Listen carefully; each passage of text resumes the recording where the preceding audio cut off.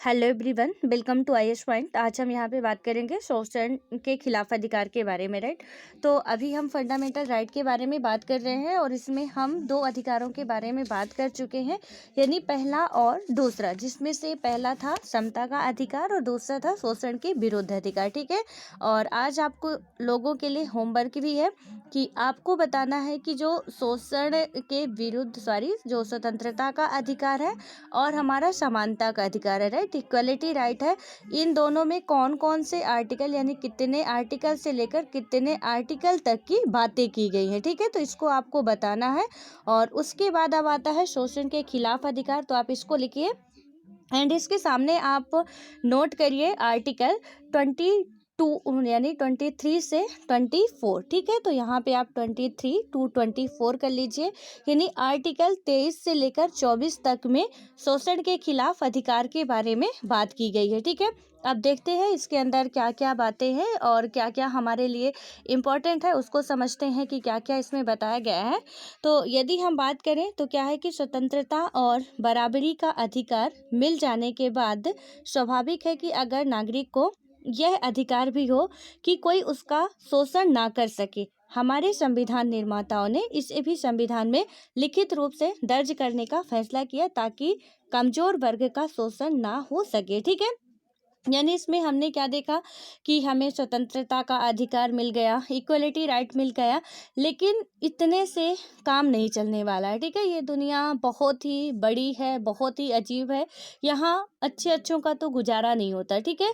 तो इसमें बताया जा रहा है कि सिर्फ और सिर्फ इतने से ही हमारा काम नहीं होने वाला है। सो इसके लिए हमें क्या करना होगा, तो हमें कुछ और अधिकारों की भी ज़रूरत होगी, ठीक है। तो इसमें तीसरा अधिकार इसीलिए आया कि कोई भी कमज़ोर है तो उसे दबाया ना जाए, ठीक है। चाहे वो कमज़ोर सामाजिक रूप से हो, चाहे आर्थिक रूप से हो, चाहे किसी भी तरीके से हो, ठीक है। अपने शारीरिक रूप से ही कमज़ोर है तो उन सभी इंसानों को क्या ना किया जाए या व्यक्तियों को दबाया ना जाए या हीन भावना से ना देखा जाए। और उसके बाद आता है कि संविधान ने खास तौर से 3 बुराइयों का जिक्र किया है और इन्हें गैर कानूनी घोषित किया। अब ये 3 बुराइयां कौन सी है जो हमारे लिए काफ़ी इम्पोर्टेंट होने वाली हैं। इसमें यदि हम पहला बात करें तो संविधान मनुष्य जाति के अवैध व्यापार का निषेध करता है, ठीक है। तो ये अवैध व्यापार जो है इसकी मीनिंग आई होप कि आप सभी को पता होगी, विकास हम लोग पहले ही इसको लिख चुके हैं, ठीक है। तो यहाँ पे भी यदि जिन्हें ना पता हो वो आप सुन लीजिए और जिन्हें पता है बहुत अच्छी बात है। तो इसमें क्या है कि मनुष्य जाति के अवैध व्यापार या मतलब अवैध व्यापार का निषेध करता है, मतलब जैसे महिलाओं का व्यापार हो गया, ठीक है, और लड़कियों का व्यापार होता है, उसके बाद कुछ बच्चों का भी व्यापार किया जाता है, पुरुषों का व्यापार किया जाता है। इस तरीके से जो व्यापार होते हैं जो इलीगल होते हैं, लीगल मतलब कि उससे कानूनी रूप से मान्यता प्राप्त नहीं होती है, वो इलीगल होते हैं, लीगल नहीं होते हैं, उन्हें हम क्या कहते हैं, अवैध व्यापार कहते हैं, ठीक है। तो इसको ध्यान रखना है आपको। तो यहाँ पे मनुष्य जाति की बात की जा रही है, जैसे महिलाओं को या की बात करें, लड़कियों को भी बेचा जाता है, छोटे छोटे बच्चों को भी बेच दिया जाता है। तो ये सारे हमारे अवैध व्यापार हैं, तो इसे क्या करता है हमारा संविधान, वर्जित करता है या निषेध करता है, ठीक है। और आमतौर पर ऐसे धंधे का शिकार महिलाएं होती हैं जिनका अनैतिक कामों के लिए शोषण होता है, ठीक है। तो यहाँ पे ऐसे मतलब ये जो अवैध व्यापार की बात की जा रही है तो इसमें आते तो पुरुष भी हैं, बच्चे भी, उनका भी व्यापार होता है गुलाम वगैरह बनाने के लिए, लेकिन आमतौर पर यानी कि ज़्यादा महिलाओं का ही शोषण होता है हर जगह पे, ठीक है। उनको ही मतलब उनका कुछ अलग तरीके से ही उपयोग किया जाता है और इसलिए उनको और ज़्यादा बेचा जाता है या खरीदा जाता है। उसके बाद आता है तो इससे क्या होता है कि उनका शोषण कहीं ना कहीं हो रहा। और दूसरा क्या होता है कि हमारा संविधान किसी किस्म के बेगार या जबरन काम लेने का निषेध करता है, यानी कि जो हमारा कॉन्स्टिट्यूशन है वो किसी भी तरीके से, आप याद रखिएगा, ये शोषण के विरुद्ध अधिकार में ही आते हैं। कहीं भी अवैध तस्करी हो रही, अवैध व्यापार हो रहा मनुष्य जाति का, या कि हम बात करें ये तीनों ही पॉइंट आप लिख लीजिए, बेटर होगा, ठीक है। पहला, दूसरा और तीसरा। तो इसमें पहला हो गया अवैध व्यापार, इतना लिख लेंगे, आपका काम हो जाएगा। और उसके बाद दूसरा है कि हमारा संविधान जो क्या करता है, किसी भी किस्म के बेगार या जबरन काम लेने पर निषेध करता है। तो आप इतना लिख लीजिए कि बेगार या जबरन काम लेने पर मतलब काम लेने का निषेध करता है हमारा कॉन्स्टिट्यूशन, ठीक है। और इसका मतलब क्या होता है कि बेगार प्रथा में मजदूरों को अपने मालिकों के लिए मुफ्त या बहुत थोड़े से अनाज वगैरह में क्या होता है, अनाज वगैरह के लिए जबरन काम करना पड़ता है। तो बेगार का मतलब क्या हो गया आपको, ये जो बेगार प्रथा होती है इसमें जो भी मजदूर होते हैं उनको क्या करना पड़ता है कि अपने मालिकों के लिए मुफ्त या बहुत ही थोड़े अनाज वगैरह में क्या करना पड़ता है, उनको ज़बरदस्ती काम करना पड़ता है, ठीक है। और जब यही काम मजदूर को जीवन भर करना पड़ता है तो उसे बंधुआ मजदूरी कहते हैं, ठीक है। तो यहाँ पे आप कई बार सुने होंगे कि वो बंधुआ मजदूर है या बंधुआ मजदूरी करता है। तो इसका मतलब क्या हुआ कि आप किसी भी साहूकार से, किसी भी किसान से जो बड़े हैं, उनसे आप जमींदार से कर्ज लेते हो और उसके बाद फिर आप बस वहीं के रह जाते हो और वो कर्ज ही चुकाते चुकाते आई होप कि आप लोग सवा सेर गेहूं की कहानी सुने होंगे, ठीक है। वो सवा सेर गेहूं कभी खत्म ही नहीं होता, एक इंसान का, उस इंसान की डेथ हो जाती है, लेकिन वहां पे ब्याज पे ब्याज, ब्याज पे ब्याज, मूलधन तो देने की उसकी नौबत ही नहीं आती, ठीक है। वो बस जितना काम कराए, सारा दिन काम कराता था, फिर भी उसका खत्म नहीं होता था। तो इसी तरह है कि बिना, क्योंकि जब ऐसा होगा तो ऑब्वियस है कि कहीं ना कहीं उसके भी, जो भी उससे अधिकार मिले हुए हैं उसका भी शोषण किया जा रहा है, ठीक है। तो उससे हम क्या कहते हैं, जब जीवन भर ये करता रहता है, इसे बंधुआ मजदूर कहते हैं। तो ये जो बेगार है और बंधुआ मजदूरी है, तो इन दोनों का मीनिंग भी आप लोग याद रखिएगा कि क्या होता है, ठीक है। हो सकता है कि कभी टर्मिनोलॉजी ही पूछ ले तो हमें कंफ्यूज नहीं होना। एनसीईआरटी हम इसीलिए पढ़ रहे हैं ताकि हमारा बेस कंप्लीट हो, ठीक है। अब बेस में सब कुछ आता है, इसलिए छोड़ना नहीं है। और उसके बाद आता है तीसरा, जो थर्ड है, इसमें है कि संविधान बाल मजदूरी का भी निषेध करता है। यानी कि जो हमारा कॉन्स्टिट्यूशन है वो क्या करता है, बाल मजदूरी, यानी कि जो 6 से 14 साल तक के बच्चे हैं उन्हें कारखाने वगैरह में कहीं भी काम करने के यदि कोई कराता है तो उसे भी हमारा, या होटलों में देखो, यहाँ पे भी काम कराया जाता है। तो हमारा जो कॉन्स्टिट्यूशन है इसे भी शोषण के खिलाफ ही मानता है, ठीक है। तो किसी कारखाने, खदान या रेलवे और बंदरगाह जैसे खतरनाक काम में कोई भी 14 ईयर से कम उम्र के बच्चे से काम नहीं करा सकता, ठीक है। तो कहाँ कहाँ, कारखानों में, खदान में, रेलवे में या बंदरगाह जैसे खतरनाक स्थानों पे, ठीक है।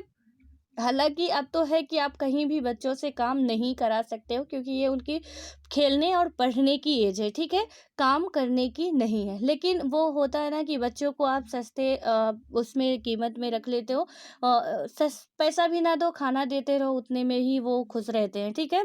घर से चोरी छुपे आएंगे, यदि घर में हैं भी पेरेंट्स तो चोरी छुपे आएंगे, जिनके नहीं होते तो उनकी तो मजबूरी होती है पेट पालना, लेकिन जिनके हैं तो वो, यदि उनकी लत लग गई तो फिर हो गया 10-50 जो भी आप थमा दो और उनको बस अपने घर का सारा दिन जितना है खाना दो, अच्छा अच्छा काम कराते रहो। अच्छा खाना क्या मिलता है, बस जो सबके खाए से बचा वही दे दो, उतने में ही वो खुश रहते हैं, ठीक है। तो यहाँ पे क्या होता है कि ये जो सारी चीज़ें होती हैं, मना किया गया है सरकार के द्वारा कि ऐसी चीज़ें नहीं होनी चाहिए। ये हमारे जो भी बच्चों का है वो किसी एक तरीके से, यानी कि इस तरीके से शोषण आप कर रहे हो, ठीक है। और उसके बाद क्या होता है कि इसी को आधार बनाकर बाल मजदूरी रोकने के लिए अनेक कानून बनाए गए हैं। और इसमें बीड़ी बनाने, पटाखे बनाने, वो जो दिया सलाई बनाने, प्रिंटिंग और रंग रोगन जैसे कामों में बाल मजदूरी रोकने के कानून हैं, ठीक है। तो कानून कहाँ कहाँ के लिए है, तो जैसे बीड़ी बनाने वाले जो भी कारखाने होते हैं, पटाखे बनाने, दिया सलाई बनाने, प्रिंटिंग या रंग रोगन जैसे कामों में क्या होता है कि बाल मजदूरी पूर्ण रूप से निषेध है और उनके लिए कुछ कानून भी बनाए गए हैं। और उसके बाद हम आगे बात करते हैं, तो ये अखबारों में कई सारी बातें लिखी हुई है और इसको अभी देखेंगे। उसके बाद हम आते हैं धार्मिक स्वतंत्रता के अधिकार में, ठीक है। तो धार्मिक स्वतंत्रता के अधिकार से पहले यदि हम बात करें शोषण के खिलाफ अधिकारों में, तो ये जो 3 बातें हैं कि अवैध तस्करी नहीं होनी चाहिए, ठीक है। यानी तो महिलाओं का जो शोषण हो रहा है इसके द्वारा या किसी और के द्वारा, तो महिलाओं का शोषण नहीं करना चाहिए। उसके बाद जो हमारा दूसरा आता है कि यदि हम बात करें कहीं पे ज़बरदस्ती आपसे काम कराया जा रहा हो, चाहे आप बच्चे हो, चाहे बुढ़े हो, चाहे युवा हो, ठीक है, ज़बरदस्ती आपकी इच्छा के विपरीत काम कराया जा रहा है, वो भी आपका शोषण हो रहा है, वहाँ पे भी। और उसके बाद बच्चों से आप काम करा रहे हो, वहाँ पे भी शोषण हो रहा है, ठीक है। यहाँ पे और बच्चों से काम कराने का रीज़न जो मैं आपको बताई, बहुत सॉलिड रीज़न है वहाँ पे, बस लोग इसीलिए रख लेते हैं क्योंकि बहुत एजुकेटेड पर्सन के घर में भी आपको ऐसे मिल जाएंगे। आई थिंक आपको मैं एक बार बताई थी, मेरे प्रिंसिपल सर, ठीक है, जहाँ जिस कॉलेज में हम लोग पढ़ते हैं, तो उस कॉलेज के जो प्रिंसिपल थे वो क्या करते थे कि मतलब अब प्रिंसिपल है मान के चलिएगा आप, ठीक है, यानी कि इतने एजुकेटेड पर्सन है वो, काफ़ी अच्छी पेमेंट भी आती थी, घर के भी सब सारे मेंबर जॉब में थे। और हम लोग जो अपना रूम रेंट पे लिए थे, जस्ट उनके रूम मतलब जो उनका घर था उनके बगल से ही एक घर था, वहीं पे हम लोगों का रूम था, ठीक है। और वहाँ तो आना जाना और अपनी कोचिंग भी थी वहाँ पे, ठीक है, तो जाते थे। लेकिन जब हमने मतलब देखते थे कि 2-4 छोटे बच्चे उनके घर में थे, ठीक है, तो वहाँ पे वो बच्चे आते थे और कैंटीन वगैरह वो खुलवाए थे उधर, तो उधर वो बच्चे काम करते थे, ठीक है। उस उनके घर के बर्तन वही बच्चे धुलते थे जो छोटे छोटे बच्चे थे। मुश्किल से वो बच्चे 11-12 साल या 13 साल तक के रहे होंगे, ठीक है। तो 3 बच्चे थे और वो तीनों ही बच्चे इतने ही छोटे छोटे थे। और उन तीनों के बच्चों में ही जो बच्चों के जेब थे उनमें वो बीड़ी डली हुई थी और राजश्री डली हुई थी, ठीक है। और उसके बाद उनसे जब पूछा गया, हम लोगों ने पूछा कि बेटा आप लोग काम यहाँ पे क्यों करते हो, बोला बस क्या है 150 रुपये सर दे देते हैं, बहुत अच्छे सर है और हमको खाने को भी अच्छा देते हैं और हमारे लिए पैसा भी दे देते हैं। हमने जेब देखा, बोला ये क्या है, बोला हो गया क्या है, बस इसी के लिए तो कमाते हैं हम। कहे अच्छा, मतलब बोले कि पढ़ने का मन है, बोले नहीं नहीं पढ़ने ओढ़ने का हमारा मन नहीं है। अब उन बच्चों की भी लत लग चुकी है कि अच्छा खासा मिल रहा है सब कुछ, क्या करेंगे, ठीक है। यानी कि वहाँ पे वो सारा दिन वही काम वगैरह किए, ना तो पहनने को अच्छा, ना तो खाने को उतना अच्छा नहीं मिल पाता जितना वो खाते हैं, ठीक है। बस बच्चे हैं, खर्चा भी नहीं लग रहा, घर का काम भी हो रहा है, झाड़ू भी कर रहे हैं, पोछा भी कर रहे हैं, बर्तन भी धुल रहे हैं, उनको फ्री में सर्वेंट मिल रहे हैं, तो वो क्यों करेंगे, ठीक है, किसी को और को क्यों लगाएंगे, जबकि वो एक एजुकेटेड पर्सन है और उन्हें चाहिए कि उन बच्चों को कहीं ले जाके, वो नहीं पढ़, कोई भी बच्चा पढ़ना नहीं चाहता है, ठीक है, लेकिन फिर भी उनकी हमें थोड़ी रुचि बढ़ानी पड़ती है कि बेटा पढ़ने से ऐसा ऐसा होता है, आपको पढ़ना चाहिए, ठीक है, बताना पड़ता है।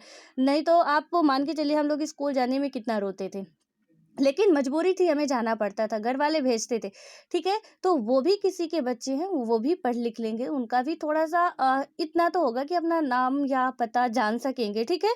लेकिन वहाँ पे उनके द्वारा ऐसा कुछ नहीं किया गया। बड़ी बड़ी संस्थाओं में जाते हैं, बड़ी ऊंची ऊंची बातें करते हैं, कोई उनके स्पीच सुने तो वहाँ पे बहुत ऊंची ऊंची उनकी जो भी सोच होती है, ऐसा लगता है कि धन्य भगवान तो यही है हमारे, ठीक है। लेकिन रियलिटी उनकी जाके देखो, अब जो सच्चाई थी, हम लोग घर के पास रह रहे थे, हम लोगों को पता था कि इनकी सच्चाई क्या है। यानी कि उन 3 बच्चों की लाइफ बिल्कुल बर्बाद है, क्योंकि ऐसा तो है नहीं कि ये घर में रखे हैं तो घर में ये इनको ना पता होगा। और सभी इनके घर के मेंबर एजुकेटेड थे, लेकिन वो 3 बच्चे बस वही अपना काम करते थे, खाते थे, ठीक है। तो इस जो कोई ऐसा करता है, सरासरियन वो शोषण कर रहे थे उन बच्चों का, ठीक है। तो और उसके बाद अब हमारा आता है धार्मिक स्वतंत्रता का अधिकार, जबकि हमारी ये रिस्पॉन्सिबिलिटी होती है कि हम लोग उन बच्चों को वहाँ से निकालें, वहाँ से उन बच्चों को ले जाकर किसी आश्रम में, किसी स्कूल में डालें, ठीक है।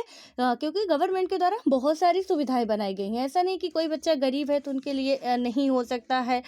या कुछ अब आप वो बस में देखोगे तो कंडक्टर जो होते हैं वो बस मतलब वो उतना तो कोई, आप हमारे आपके पेरेंट्स भी या पापा भी उतना वो सारी चीज़ें नहीं खाते होंगे जो उनके मुंह में दबा रहता है, ठीक है।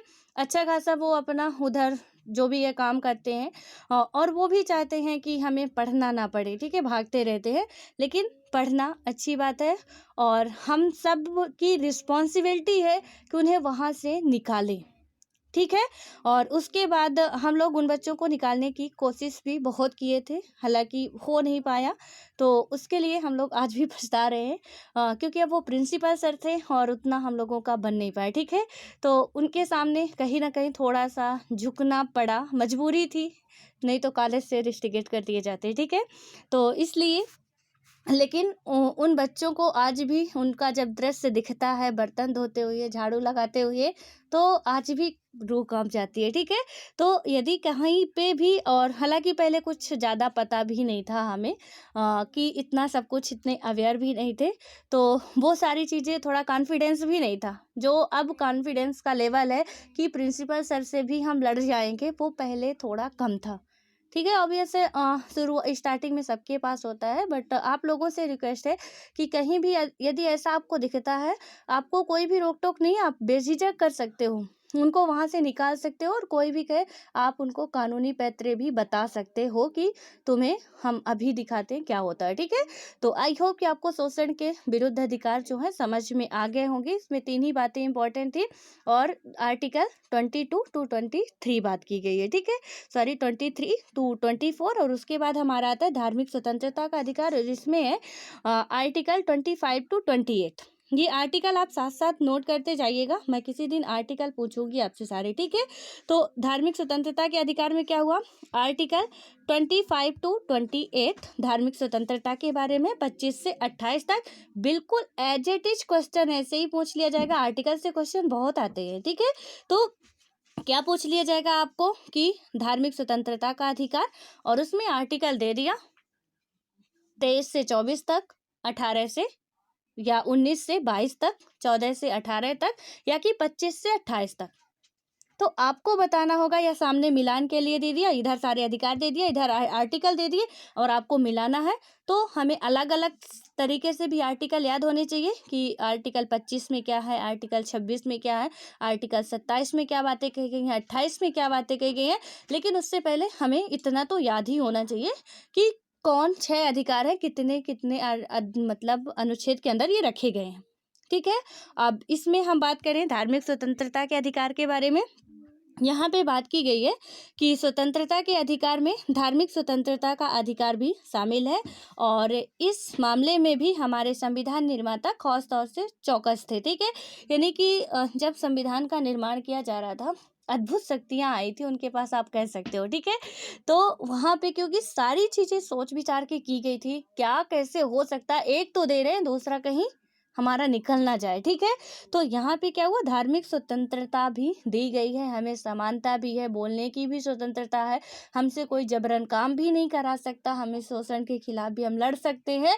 लेकिन उसके बावजूद भी, और भी ये समाज है, यहाँ हमें बहुत प्रताड़ित किया जाता है, ठीक है। यदि कोई भी थोड़ा सा सबल हो गया, वो एक निबल इंसान को बहुत ज़्यादा प्रताड़ित करता है, और इसलिए संविधान निर्माता सारी बातें सोच समझ के बना रहे थे, ठीक है। तो यहाँ पे उन्होंने कहा ये सारी चीज़ें तो हम कर देंगे, बिल्कुल सही है, लेकिन अभी और भी चीज़ें हैं, क्योंकि हमारा देश एक धर्म प्रधान देश है, ठीक है। हालांकि धर्मनिरपेक्ष देश है, धर्म प्रधान, धर्म को मानता है लेकिन धर्मनिरपेक्ष है, ठीक है। यहाँ पे शासन का कोई रोल नहीं होता, कौन से धर्म को मानो। तो यहाँ पे धर्म काफ़ी ज़्यादा है, बट धर्मनिरपेक्ष है, आप ऐसा कह सकते हो। तो धर्म प्रधान की जगह धर्म निरपेक्ष कहें, बेटर होगा, ठीक है।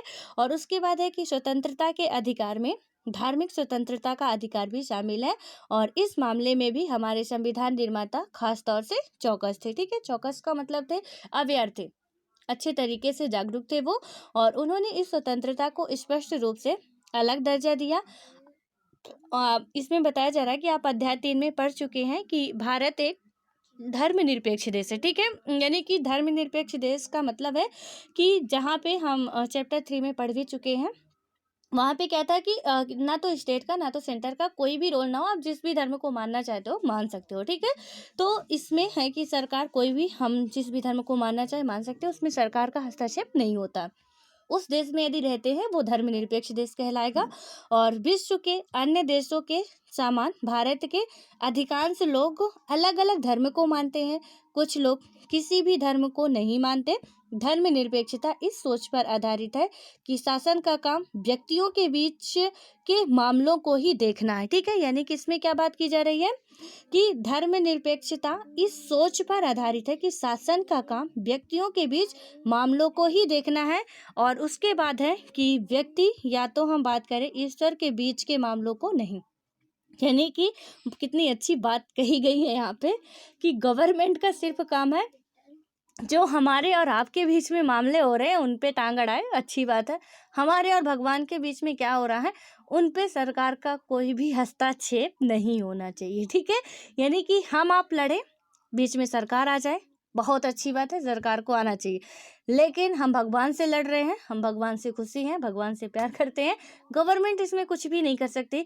और यहाँ पे भगवान भी हिंदुओं के भगवान, हिंदुओं के कितने 36,000 करोड़ जितने भी देवता हैं। ठीक है, और उसके बाद जो हमारे मुस्लिम हैं उनके भी जो भी हालांकि अल्लाह हैं जो भी हैं। ठीक है, और उसके बाद जो सिख हैं उनके भी अपने देवता हैं, उनकी भी अपनी आस्था है, श्रद्धा है। उसके बाद जो ईसाई हैं वो भी अपना जिसे ईसा मसीह को मानते हैं उनका भी अपनी अलग आस्था है। ठीक है, तो अब यहाँ पे सरकार ऐसा नहीं कर सकती है, या कोई स्टेट की सरकार ऐसा नहीं कह सकती है कि हमारे यहाँ पे सिर्फ और सिर्फ राम जी को ही पूजा जाएगा। ठीक है, अब अयोध्या में राम मंदिर बन रहा है, तो अब यूपी की सरकार ऐसा कह दे कि सिर्फ और सिर्फ पूरे यूपी में अब से राम की पूजा होगी, तो यूपी की सरकार ऐसा करने के लिए बिल्कुल भी उसे अधिकार नहीं मिला हुआ है, और ना ही वो कह सकती है। बिल्कुल, जिनकी आस्था है राम में वो राम की पूजा करें, जिनकी अल्लाह में आस्था है वो अल्लाह में पूजा करें, जिनकी जिसमें आस्था है उसमें पूजा करें, किसी का कोई भी हस्तक्षेप यहाँ पे नहीं है। ठीक है, लेकिन अभी हाल का एक जजमेंट आया हुआ है, यूपी सरकार का ही है, ला एक आया हुआ है, उसको आप लोग पढ़िएगा थोड़ा सा। ठीक है, एक आर्टिकल है, वहाँ पे थोड़ा सा जो वैवाहिक संबंध होते हैं, जैसे होता है ना कि एक हिंदू एक मुस्लिम से शादी कर ले रही है, तो उसमें थोड़ा सा कहीं ना कहीं उसको रिस्ट्रिक्शंस लगाए जा रहे हैं, जबकि सुप्रीम कोर्ट के द्वारा आर्डर दिए गए हैं कि आप, जैसे अभी हम बात कर रहे हैं ना धार्मिक स्वतंत्रता का अधिकार, इसी अधिकार के तहत है, और जीवन जीने का अधिकार है, 2-3 अधिकार उसमें शामिल हो रहे हैं, 2-3 अधिकारों का हनन किया जा रहा है। क्योंकि एक लड़की है, वो यदि वो किसी और से अपना वैवाहिक संबंध बनाना चाहती है, किसी और के साथ वो रहना चाहती है, क्यों उसे मार दिया जाता है?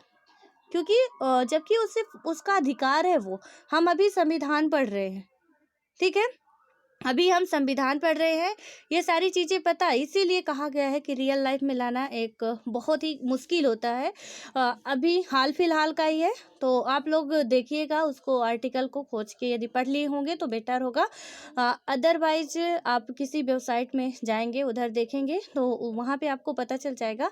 हालांकि उसका मुझे मैं हेडलाइन बता दूंगी, मुझे अभी नाम नहीं याद आ रहा है। ठीक है, उसका तो उसकी हेडलाइन मैं कमेंट में डाल दूंगी, आप लोग वहाँ से जाके थोड़ा सा उसको देख लीजिएगा, उसके बारे में पढ़िएगा कि आखिर ये है क्या चीज़। ठीक है, यानी कि क्यों यूपी सरकार ऐसा कर रही है, जब हम यहाँ पे स्वतंत्रता के अधिकार के बारे में पढ़ रहे हैं, धार्मिक स्वतंत्रता पढ़ रहे हैं, इतने सारे अधिकार की बात हम कर रहे हैं, फिर हमें से स्वतंत्रताएं क्यों छीनी जा रही है, जबकि सुप्रीम कोर्ट का ऑर्डर है कि जो भी लड़की या लड़का उसमें वो जिसे भी अपना जीवन साथी बनाना चाहते हैं, चाहे एक हिंदू लड़की एक ईसाई लड़के को चुने, चाहे एक मुस्लिम लड़का एक हिंदू लड़की को लाइक करे, वहाँ पे वो उनके साथ रह सकते हैं, रिलेशन बना सकते हैं।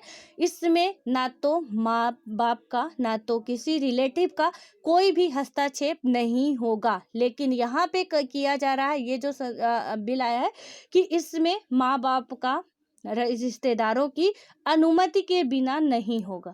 ठीक है, यहाँ पे सीधे तौर पे पाबंदी लगाई जा रही है, तो इसको आप लोग पढ़िएगा, और आप लोगों के यहाँ पे ये बहुत काम आने वाला है कि जहाँ आज हम अधिकार की बात कर रहे हैं, वहाँ अधिकार कुछ इस तरीके से हमारे छीने जा रहे हैं। ठीक है, और उसके बाद आता है कि धर्मनिरपेक्ष शासन वह है जहाँ किसी भी धर्म को आधिकारिक धर्म की मान्यता नहीं होती है, और भारतीय धर्मनिरपेक्षता में सभी धर्मों के प्रति शासन का समभाव रखना शामिल है।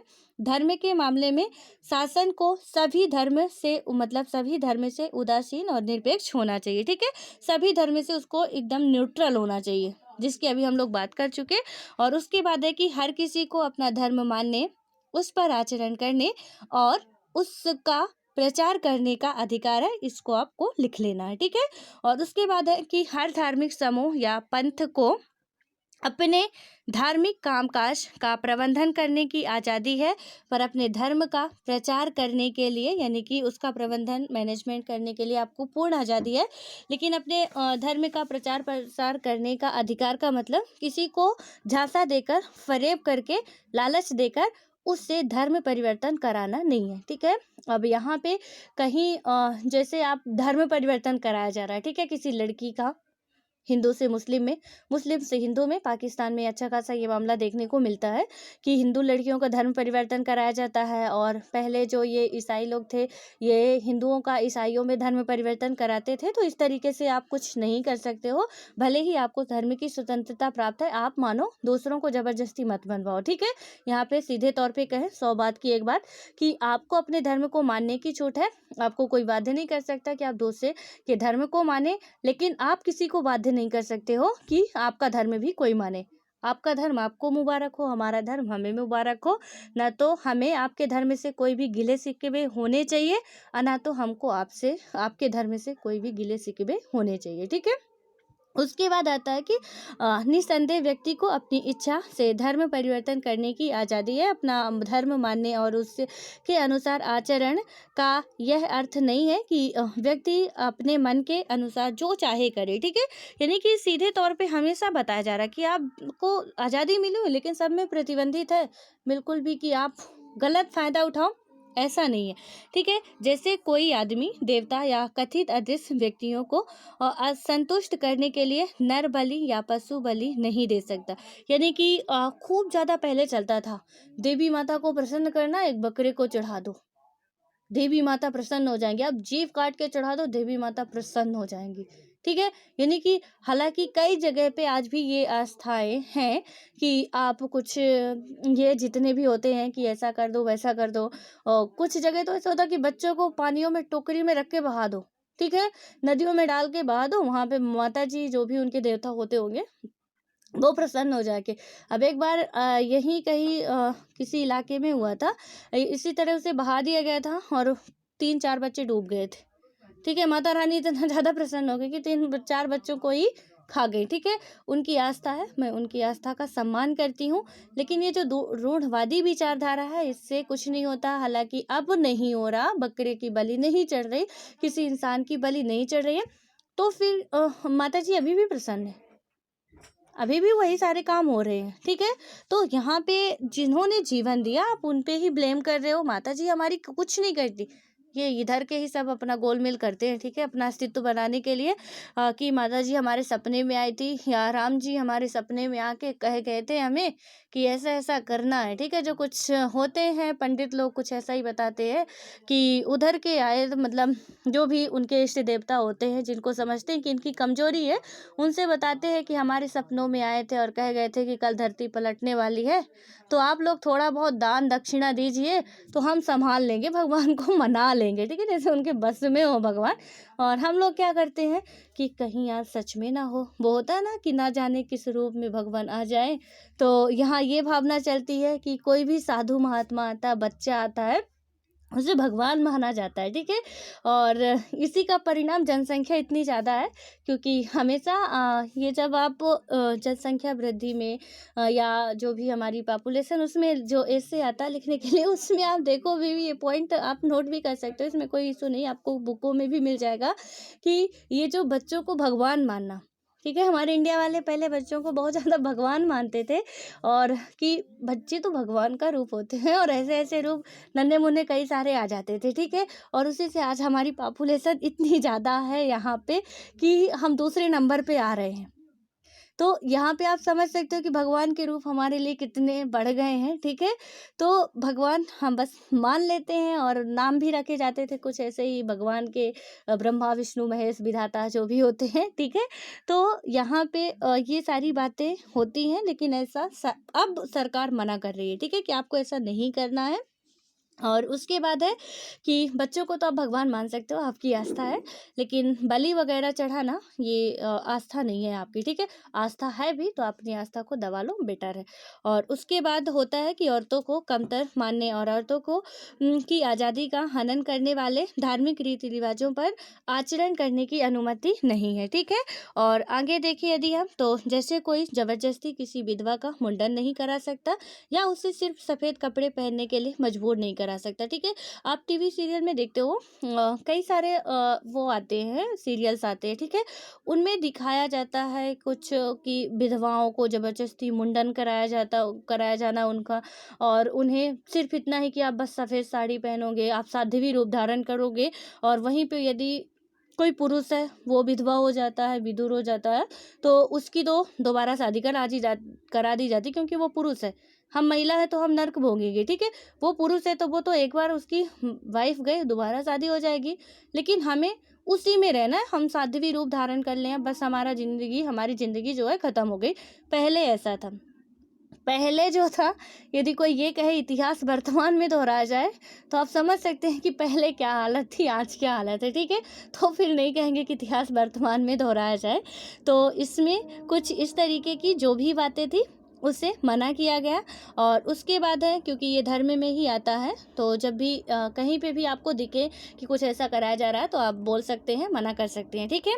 और उसके बाद है कि धर्मनिरपेक्ष शासन का मतलब किसी एक धर्म का पक्ष लेना या उसे विशेषाधिकार देना भी नहीं है, और ना ही ऐसा शासन किसी व्यक्ति को उसकी धार्मिक मान्यताओं के कारण सजा दे सकता या उसके साथ भेदभाव कर सकता है।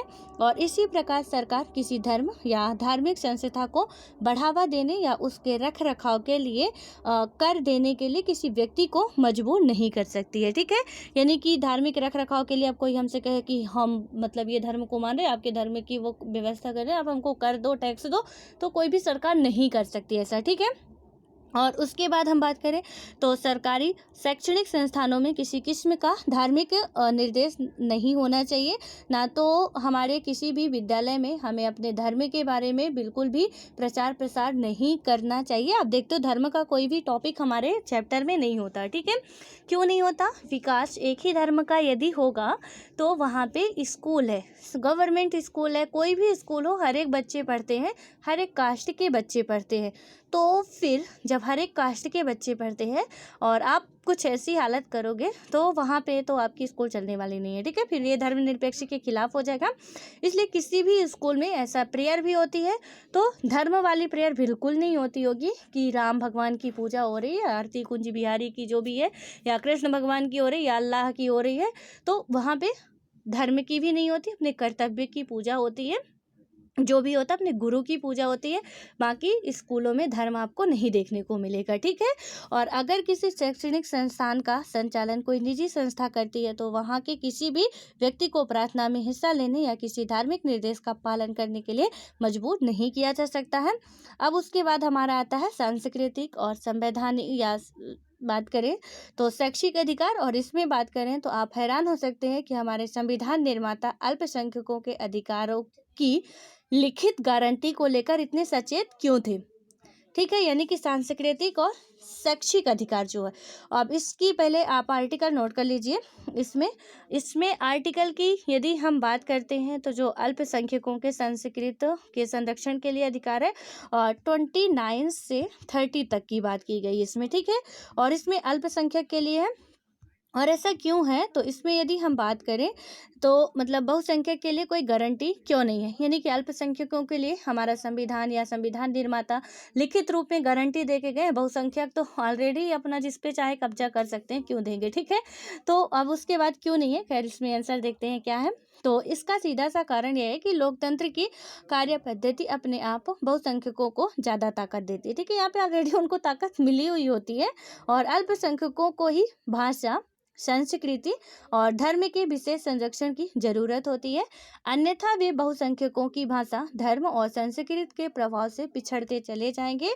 और इसी के चलते संविधान अल्पसंख्यकों के सांस्कृतिक और शैक्षिक अधिकारों की स्पष्ट करता है, ठीक है, यानी कि बहुसंख्यक तो अपना सब कुछ कर लेंगे, लेकिन अल्पसंख्यकों की कम भाषा बोलने वाले लोग हैं, कम धर्म को मानने वाले लोग हैं, कम संस्कृति के लोग हैं, तो वहाँ पे उनको पीछे छोड़ दिया जाएगा, इसलिए लिखित रूप में रखना जरूरी था। ठीक है, और उन्होंने बहुत अच्छा किया भी।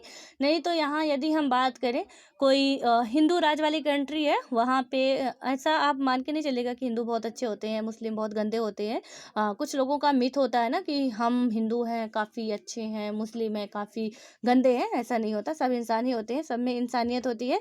कुछ लोग हिंदुओं में भी गलत होते हैं और कुछ ही लोग मुसलमानों में भी गलत होते हैं। ठीक है, अब मेरे स्टेटमेंट से किसी को प्रॉब्लम हो तो आई एम रियली सॉरी। ठीक है, तो वहाँ पे मुझे माफ़ करिएगा आप लोग, बट इसमें ये बात रियलिटी है कि एक मछली पूरे तालाब को गंदा करती है। तो मैं तो मानती हूँ कि जितने भी धर्म को अपने अपने मानने वाले लोग होते हैं वो उनकी आस्था है, लेकिन जहाँ इंसानियत की बात है उनमें भी इंसानियत होती है, हम में भी इंसानियत होती है, चाहे हम किसी भी धर्म को हों। ठीक है, तो इसमें ये कहना बिल्कुल गलत है कि सारे के सारे मुस्लिम खराब है या सारे के सारे हिंदू खराब है या सारे के सारे ईसाई खराब है, ऐसा हम नहीं कह सकते हैं। ठीक है, तो इस बात को आप लोग ध्यान में रखिएगा।